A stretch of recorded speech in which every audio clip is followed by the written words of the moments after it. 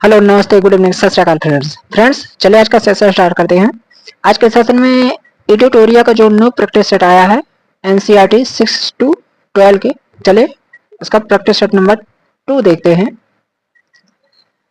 Friends, practice set 1 में 1 से लेकर 50 क्वेश्चन को कवर किया गया है, तो उसको जरूर देखिएगा। डिस्क्रिप्शन बॉक्स में लिंक मिल जाएगा, आप उसको जरूर देख लीजिएगा। और इसका अनुसार मैं अपने टेलीग्राम चैनल पे प्रोवाइड करवा दे रहा हूँ, तो टेलीग्राम का लिंक वीडियो के डिस्क्रिप्शन बॉक्स में दिया गया है, तो टेलीग्राम को जरूर ज्वाइन कर लें। तो चलिए क्वेश्चन नंबर 51 से 100 तक देखते हैं। क्वेश्चन है, अशोक के धम्म के विचारों को प्रसारित करने के लिए अपने राजदूत को निम्न में से कहां भेजा था?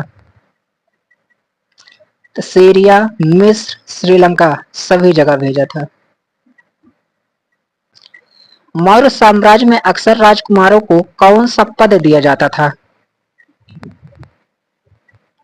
तो कौन सा दिया जाता था? गवर्नर यानी राज्यपाल का। भारत को उपमहाद्वीप कहा जाता है क्योंकि बड़े आकार के कारण, समुद्रों, पहाड़ियों तथा पर्वतों से बटे होने के कारण। दोनों सही है।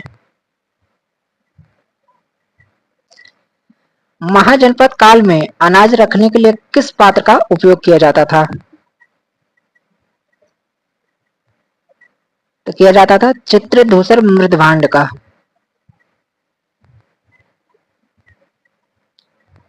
पांडुलिपियों का क्या महत्व है? सत्य कथन का चयन करना है। प्राचीन ज्ञान विज्ञान की बातों की चर्चा, सत्य है। राजाओं के जीवन की चर्चा के प्राप्त, ये भी सत्य है। धार्मिक मान्यताओं व व्यवहारों की चर्चा, ये भी सही है। स्तंभ लेखों के अध्ययन में, ये भी सही है। चारों कथन सत्य हैं। चारों कथन सत्य हैं। निम्नलिखित में से कौन कुषाणों की दूसरी राजधानी रही है? तो दूसरी राजधानी थी मथुरा। अरिकामेड नामक प्राचीन पत्थर निम्नलिखित में से कहाँ स्थित है? दिया है पुदुचेरी में। जातक कथाओं का संकलन निम्नलिखित में से किसके द्वारा किया गया था? तो किया गया था बौद्ध अनुयायियों के द्वारा। दक्षिण भारत तमिल क्षेत्र में बड़ी भूस्वामियों को क्या कहा जाता था? तो कहा जाता था बिल्लल्ला।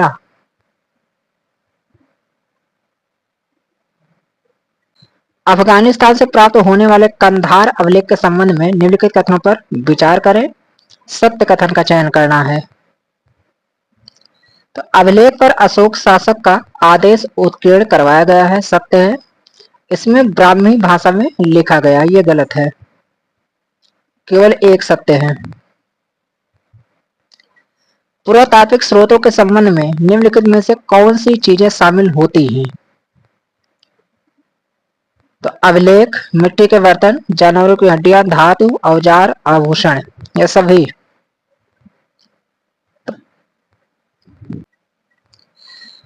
प्रारंभिक मानव आखेटक खाद्य संग्राहक के रूप में एक जगह से दूसरी जगह क्यों घूमते थे? एक जगह रुकने के कारण वहां के फल, वृक्ष तथा जानवरों को खाकर समाप्त कर देते थे, सत्य है। शिकार ढूंढने के कारण, ये भी सही है। मवेशी का चारा ढूंढने के लिए, ये भी सही है। मौसम बदलने के कारण, ये भी सही है। सभी चारों कथन जो है वो सत्य है। आहत सिक्के के संदर्भ में निम्नलिखित कथनों पर विचार कीजिए।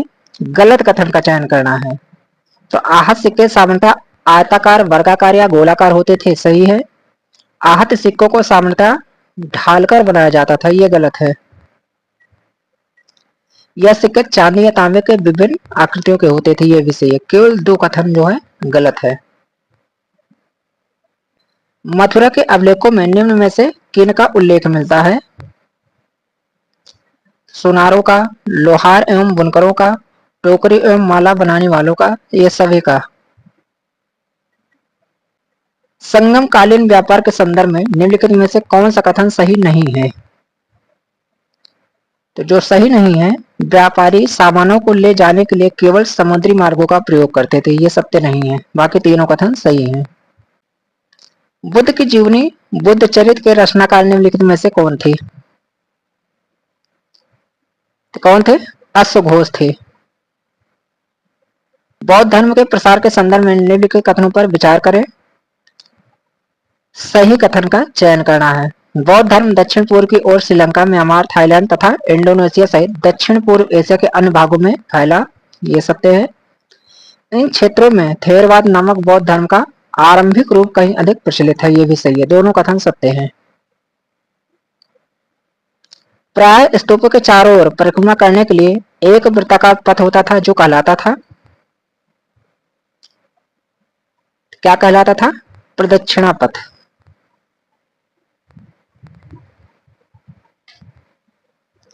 प्रारंभिक मानव निम्न में से किस आधार पर पौधों तथा जानवरों का चयन करते थे? जिनके बीमार होने की संभावना कम होती थी। सही है। बड़े दाना तथा मजबूत डंठल वाले पौधे, ये भी सही है। अहिंसक जानवर, ये भी सही है। तीनों सही है।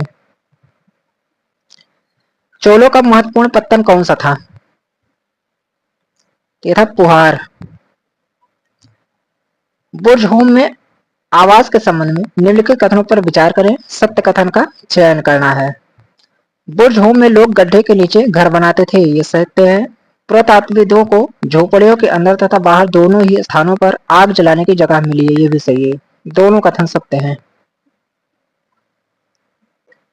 कुषाणों के समय बौद्ध धर्म की किस नई शाखा का विकास हुआ? तो किसका हुआ था? महायान का। हड़प्पाई संस्कृति के संबंध में सही मिलान करना है। तो तांबे का आयात राजस्थान से होता था, टिन का अफगानिस्तान और सोना कर्नाटक से। इसका होगा पहले कवि, इसका होगा पहले कवि, दूसरे का है, तीसरे का सी। हड़प्पाई सभ्यता के अंत के संबंध में इतिहासकारों ने क्या अटकलें लगाई?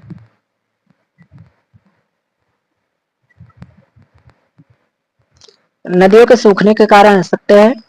जंगलों के विनाश होने के कारण, यह भी सही है। चारागाह मैदान समाप्त होने के कारण, यह भी सही है। बाढ़ के कारण, यह भी सही है। शासकों के नियंत्रण समाप्त होने के कारण, यह भी सही है। पांचों कथन जो है वो सत्य हैं। हड़प्पा सभ्यता के अंत होने का क्या परिणाम हुआ? सही कथन का चयन करना है।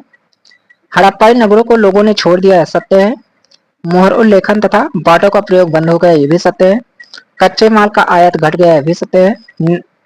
नए वस्तुओं की संख्या बढ़ गई, यह भी सत्य है। चारों कथन सत्य हैं। सिल्क रूट पर नियंत्रण रखने वाला शासकों में सबसे प्रसिद्ध कौन सा वंश है? तो सबसे प्रसिद्ध जो है कुषाण वंश है। अश्वघोष जिसने बुद्ध की जीवनी लिखी किसके दरबारी कवि थे? तो ये थे कनिष्क के। रोमन साम्राज्य में भारत के किस वस्तु की मांग सबसे अधिक थी? तो किसकी थी? काली मिर्च की। पुलकेशिन के बारे में निम्नलिखित में से कौन सा कथन सत्य नहीं है? तो जो सत्य कथन नहीं है, गुप्तों के खिलाफ लड़ाई में उनकी मृत्यु हो गई, सत्य कथन नहीं है। जाट राज्य अपने किस राजा के समय शक्तिशाली रूप से उभरा? तो उभरा था सूरजमल के समय। 16वें वित्त आयोग के चेयरमैन नियुक्त किए गए हैं, तो किसको नियुक्त किया गया है? अरविंद पनगड़िया को। केंद्र सरकार ने पिछले कुछ वर्षों में राष्ट्र विरोधी गतिविधियों में संलिप्त होने के कारण किन संगठन पर प्रतिबंध लगाया है? सही कथन का चयन करना है। तहरीक ए हुर्रियत पर, जमात ए इस्लामी पर, जम्मू कश्मीर लिबरेशन फ्रंट पर, जम्मू कश्मीर डेमोक्रेटिक फ्रंट पर, चारों पर लगाया है। किसे हाल ही में एम.एस. स्वामीनाथन पुरस्कार से सम्मानित किया गया? तो सम्मानित किया गया है बी.आर. कंबोज को। संयुक्त सैन्य अभ्यास डेजर्ट साइक्लोन भारत और किस देश के बीच आयोजित किया जाता है? तो यह आयोजित किया जाता है भारत और संयुक्त अरब अमीरात के बीच। भारत कितने वर्षों के लिए संयुक्त राष्ट्र सांख्यिकी आयोग के सदस्य के रूप में अपना कार्यकाल शुरू किया है? किया 4 वर्ष। भारतीय नौसेना स्टाफ के उप प्रमुख के रूप में किसे नियुक्त किया गया है? तो नियुक्त किया गया है दिनेश के त्रिपाठी को। भारतीय राष्ट्रीय महासागर सूचना सेवा केंद्र INSCOIS के संदर्भ में निम्नलिखित कथन पर विचार करें। सत्य कथन का चयन करना है। यह पर्यावरण, वन और जलवायु परिवर्तन मंत्रालय के तहत एक स्वायत्त संगठन है, यह गलत है। INCOIS भारत में सुनामी के संबंध में भविष्यवाणी और प्रारंभिक चेतावनी के लिए नोडल एजेंसी है, यह सही है। इसकी स्थापना 1999 में हुई थी। इसका मुख्यालय नई दिल्ली में स्थित है, यह गलत है क्योंकि इसका मुख्यालय हैदराबाद में स्थित है। तो केवल एक कथन सही है।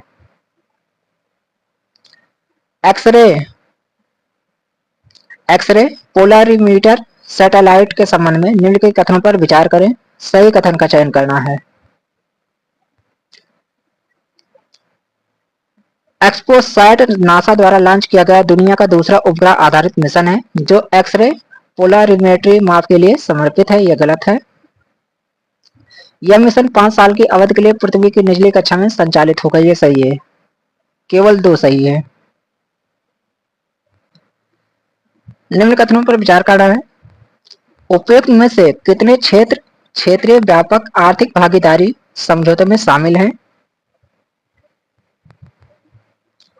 तो वस्तुओं और सेवाओं में व्यापार, निवेश, बौद्धिक संपदा अधिकार, ई कॉमर्स, ये चारों जो है क्षेत्र शामिल हैं। भारत और म्यांमार के बीच मुक्त आवाजाही व्यवस्था के संदर्भ में निम्नलिखित कथनों पर विचार करें। सही कथन का चयन करना है। यह दोनों देशों के बीच व्यापार और निवेश को सुविधाजनक बनाने वाला एक समझौता है, यह गलत है। भारतीय नागरिकों को म्यांमार में FMR लाभ प्राप्त करने के लिए म्यांमार सीमा चौकी पर आगमन पर वीजा की आवश्यकता थी, ये भी गलत है। भारत म्यांमार सीमा की पूरी लंबाई FMR के अंतर्गत आती है, ये भी गलत है। तीनों कथन गलत हैं। इसमें होगा कोई नहीं। वस्तुओं एवं सेवाओं कर GST के संदर्भ में निम्नलिखित कथनों पर विचार करें। सही कथन का चयन करना है। GST में निर्यातक अपने उत्पादन पर कर का भुगतान नहीं करते, लेकिन वह अपने इनपुट पर भुगतान किए गए कर पर रिफंड के हकदार हैं, सत्य है। GST केवल वस्तुओं के निर्माण और बिक्री पर लगाया जाता है, ये गलत है। GST व्यवस्था के तहत वस्तुओं और सेवाओं को केवल उनकी आवश्यक प्रकृति के आधार पर विभिन्न कर स्लैब में वर्गीकृत किया जाता है, ये भी गलत है। तो इसमें सही कथन का चयन करना है, तो केवल एक कथन सही है। निम्नलिखित में से कौन सा अंतरराष्ट्रीय संगठन वैश्विक परमाणु आदेश GNO का अनुपालन सुनिश्चित करने के लिए परमाणु गतिविधियों की निगरानी और विनियमन में महत्वपूर्ण भूमिका निभाता है?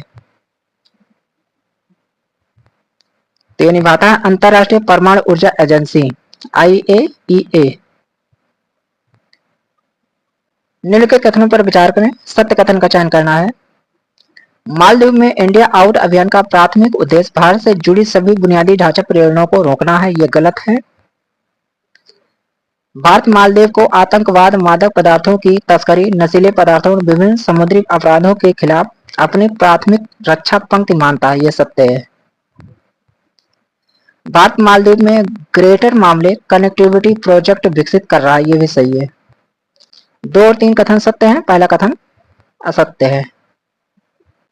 भारत और पाकिस्तान ने हाल ही में एक द्विपक्षीय समझौते के तहत परमाणु प्रतिष्ठानों की सूची का आदान प्रदान किया। इस संधि के संदर्भ में निम्नलिखित में से कौन से कथन सही है? परमाणु प्रतिष्ठानों की सूचियों के आदान प्रदान का प्राथमिक उद्देश्य परमाणु हथियार परीक्षण को सुविधाजनक बनाना था, गलत है। इस समझौते का उद्देश्य दोनों देशों के बीच आर्थिक व्यापार को बढ़ावा देना था, यह भी गलत है। दोनों कथन गलत हैं। हाल ही में किस राज्य में हर जिले में ड्रोन पुलिस यूनिट की स्थापना होगी? होगी बिहार में। नेपाल में आयोजित Indo Nepal international tennis ball championship में किसने खिताब पर कब्जा जमाया है? तो बिहार ने जमाया है। मिशन इन्वेस्टिगेशन @75 किस राज्य द्वारा लॉन्च किया गया जिसका उद्देश्य 75 दिनों में सभी FIR की जांच पूरी करना है? तो लॉन्च किया गया है बिहार राज्य के द्वारा। सड़क हादसों में 2022 में बिहार का स्थान कौन सा है? बिहार का स्थान 13वां है। केंद्र सरकार ने पृथ्वी विज्ञान योजना के लिए कितने करोड़ रुपए आवंटित किए हैं? तो 4,797 करोड़। भारत का पहला पनडुब्बी पर्यटन किस राज्य में शुरू किया जाएगा? शुरू किया जाएगा गुजरात राज्य में। फ्रेंड्स, इसका आंसर मैं अपने टेलीग्राम चैनल पे प्रोवाइड करवा दूंगा। चैनल पे पहली बार आए चैनल को जरूर सब्सक्राइब कर लें और वीडियो को ज्यादा से ज्यादा शेयर कर दें, जिससे ज्यादा से ज्यादा लोग जुड़ सके। चलो मिलते हैं किसी नेक्स्ट वीडियो में, तब तक के लिए थैंक यू फॉर वॉचिंग।